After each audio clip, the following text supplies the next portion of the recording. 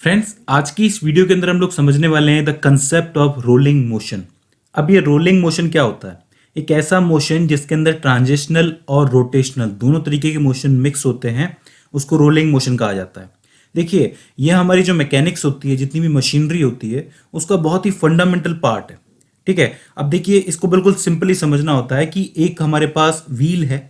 ठीक है, इस व्हील का कुछ मास है और जो व्हील है वो आगे की तरफ बढ़ रहा है। ठीक है, ये होता है रोलिंग मोशन। लेकिन अब हमें इसको कंसेप्चुअली समझना है और डिस्क्राइब करना है कि ये मोशन होता किस तरीके से। अब ये थोड़ा सा कॉम्प्लिकेटेड है, क्योंकि ट्रांजिशनल और रोटेशनल मोशन इसको हम लोग तकरीबन पूरा समझ चुके हैं और हमें समझ में आ गया है, बहुत सिंपल सी चीज़ें हैं। लेकिन जब ये दोनों साथ में जुड़ते हैं तो थोड़ी सी कॉम्प्लेक्सिटी पैदा करते हैं। देखिए, जब एक व्हील को मैं इस जगह से इस जगह तक लेके जाऊंगा, तो मान लेते हैं कि इस व्हील के अंदर एक रैंडम पॉइंट है यहाँ पर। ठीक है, और मुझे जानना है कि ये किस तरीके का मोशन कर रहा है जब ये व्हील घूमता है, मतलब आगे बढ़ता है। तो जब मैं इस व्हील को आगे लेके जाऊंगा कुछ इस तरीके से, ये तीन जो मैंने इसकी स्टेट दिखाई हुई है, लेकिन ये यहां से चल के यहां गया है रोलिंग मोशन करते हुए। तो ये जो इसका पॉइंट है, इसने किस तरीके का मोशन किया है, किस तरीके का मोशन शो किया है। अगर आपने इस पॉइंट को ढंग से नोट किया हो तो ये कुछ इस तरीके से चलेगा और इस तरीके से मोशन करता हुआ आगे बढ़ेगा। और ये जो पाथ आपका बना है, इसको आप लोग साइक्लॉइड पाथ कहते हो। इसका मतलब क्या हुआ? इसका मतलब ये हुआ कि ये जो व्हील चला है या फिर ये जो ऑब्जेक्ट जिसने रोलिंग मोशन किया है, हमारे हिसाब से तो बिल्कुल रोल करता हुआ आगे बढ़ रहा है, लेकिन इसके इस एक पॉइंट ने बिल्कुल ही अलग ही पाथ बनाया। अब इस तरीके से इसके अंदर कई सारे मास पॉइंट होंगे, वो अपने अपने साइक्लॉइड पाथ बनाएंगे। अगर आप लोग सबको नोट करने जाओगे, सबको ऑब्जर्व करने जाओगे, तो ये कॉम्प्लेक्स बन जाएगा। ठीक है, इसी को देखने का एक दूसरा तरीका भी है कि मैं क्या करता हूं कि तीन पॉइंट्स हैं जो इसके अंदर आपको दिखाने की कोशिश करता हूं। ये तीन पॉइंट्स आपके सामने कुछ इस तरीके से रखे हुए हैं। अब मैं चाहता हूं कि ये बिल्कुल टेढ़े दिख रहे होंगे, आपको इस लाइन में दिख रहे होंगे। अब मैं चाहता हूं कि ये सीधे हो जाएं। तो सीधा करने के लिए मुझे क्या करना पड़ेगा?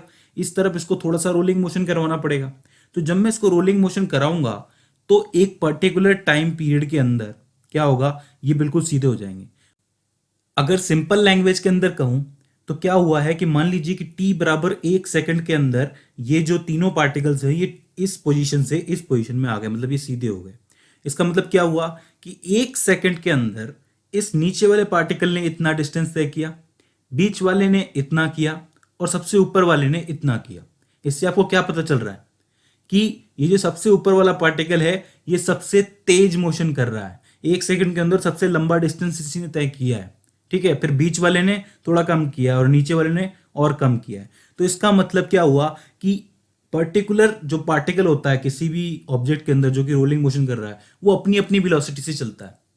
अब यही पार्टिकल जब घूम के ऊपर आएगा, मतलब ये नीचे वाला जब ऊपर आ जाएगा और ऊपर वाला नीचे हो जाएगा, तो इस नीचे वाले की जो वेलोसिटी है वो बढ़ जाएगी, क्योंकि वो अब ऊपर चला गया है।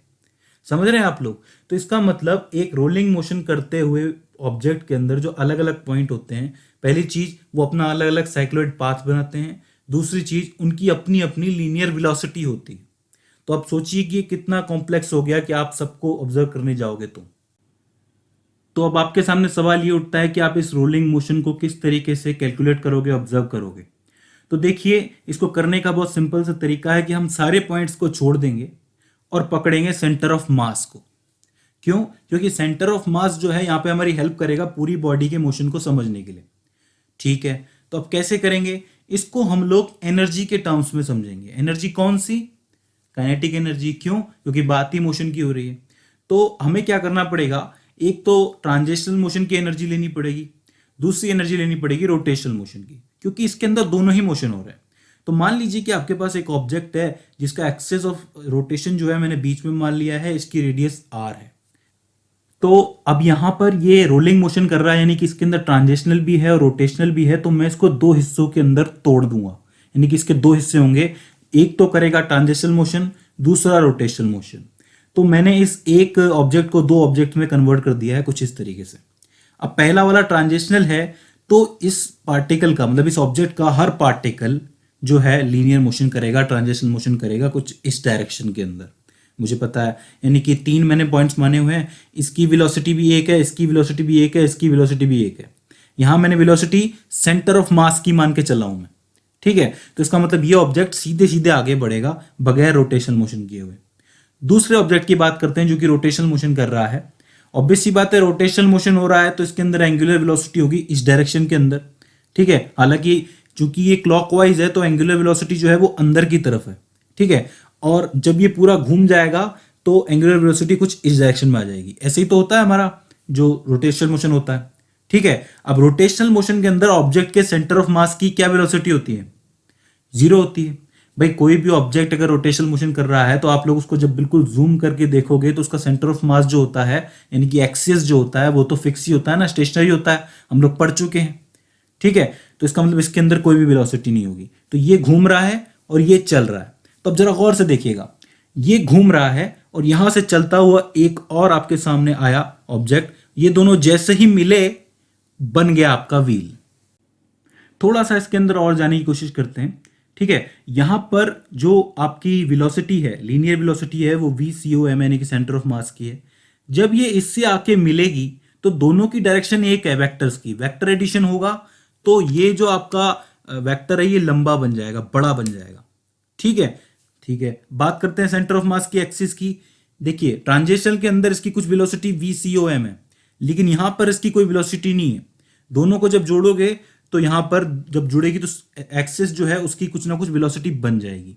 ठीक है, ये बात भी समझ में आ गई। नीचे आते हैं तीसरे पॉइंट में, ये वेलोसिटी इस डायरेक्शन में है और एंगुलर वेलोसिटी इस डायरेक्शन में है, दोनों अपोजिट डायरेक्शन में, दोनों एक दूसरे को कर देंगे कैंसिल, तो नीचे वाले पॉइंट की कोई वेलोसिटी नहीं है।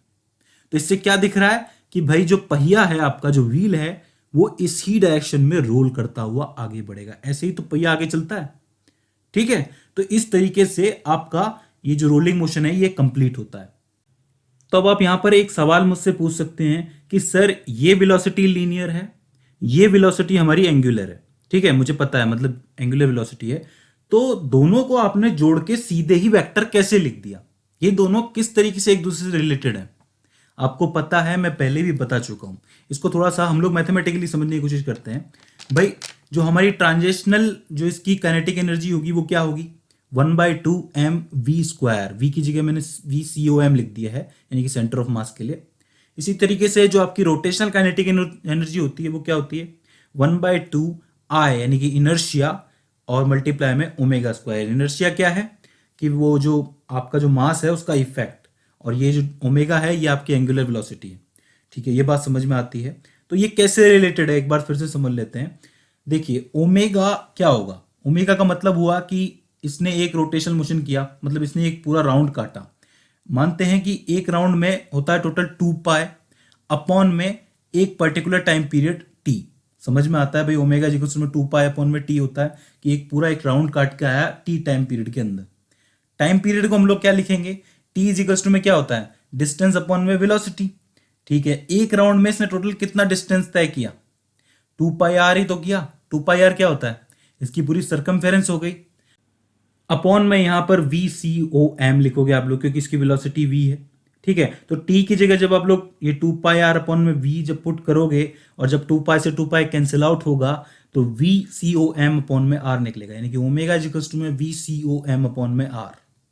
ठीक है, ये रिलेशन है एंगुलर वेलोसिटी और लीनियर वेलोसिटी का। इसकी वजह से मैंने ये दोनों वेक्टर्स जोड़ दिए थे। ठीक है, अब आप चाहें तो ये v अपॉन में r की जो वैल्यू है ओमेगा की, ये यहां पर पुट करके देख लीजिए रोटेशनल काइनेटिक एनर्जी के अंदर। तो जब आप लोग v अपॉन में r रखोगे तो 1/2I v² अपॉन में r²। समझ में आता है? अच्छा, ये जो I इनर्शिया है इसकी वैल्यू क्या निकलती है? चूंकि एक सर्कल के अंदर घूम रहा है तो इसकी क्या वैल्यू निकलेगी इनर्शिया की? mr² निकलेगी ना। पिछली वीडियो देखी होगी तभी समझ में आएगा रोटेशनल इनर्शिया की। ठीक है, तो r² से r² कैंसिल करोगे तो 1/2 mv², यानी कि rotational kinetic energy is equal to 1/2 mv²। तो दोनों बराबर हो गई भाई, ट्रांजिशनल भी और रोटेशनल भी दोनों बिल्कुल बराबर है, और दोनों को जोड़ोगे तो रोलिंग मोशन की काइनेटिक एनर्जी आपके सामने निकल के आ जाएगी। यही तो होता है, एनर्जी इज एनर्जी भाई, एनर्जी कंजर्वेशन का लॉ यही तो होता है। तो आई होप आपको समझ में आया होगा। एक बार फिर से देख लीजिए कि एक जो है आपके सामने ऑब्जेक्ट रोटेशनल मोशन कर रहा है, दूसरा ट्रांजिशन करता हुआ आया, दोनों जब मिले तो दोनों ने मिलकर बना दिया रोलिंग मोशन। समझने का सिंपल तरीका यह है कि आप सेंटर ऑफ मास को पकड़ें, पर्टिकुलर पॉइंट को नहीं। तो इस तरीके से रोलिंग मोशन का कंसेप्ट पूरा होता है। अब देखिए यहां पर मैंने आपको पूरा कंसेप्चुअली समझाने की कोशिश की है। इसके बाद भी इसके अंदर आपको कोई क्वेरी आ रही है, कोई दिक्कत आ रही है, कोई क्वेश्चन आ रहा है या फिर हमसे कोई गलती हो गई हो, तो प्लीज़ आप हमें कमेंट सेक्शन के ज़रिए बताइए। सो फ्रेंड्स, आज की इस वीडियो के अंदर बस इतना ही। See you in the next one.